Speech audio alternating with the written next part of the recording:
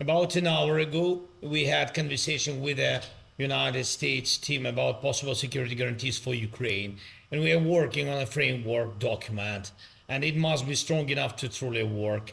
We believe this document should be approved by the United States Congress. This would mean real, solid, legally binding security guarantees for our country, and they must actually be implemented. Of course, a working model of security guarantees is impossible, and we underlined it, impossible without Europe and all members of our coalition of the willing, from Canada to Japan, Australia, and New Zealand.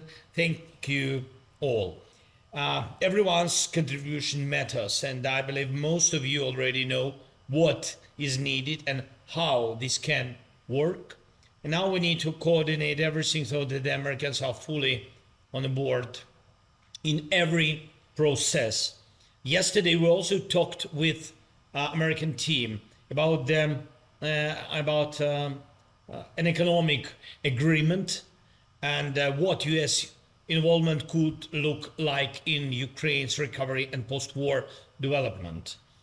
And if President Trump is speaking more about elections in Ukraine, I want to say this very openly. We can try to hold elections. Ukraine is not hiding from democracy, but to make elections possible, there must be a security component, and America can help with this the most. If there is a need for elections now, there must be a ceasefire at least during election process and during voting, and this is something that must be discussed. And honestly, we think here in Ukraine that America should speak to the Russian side about this.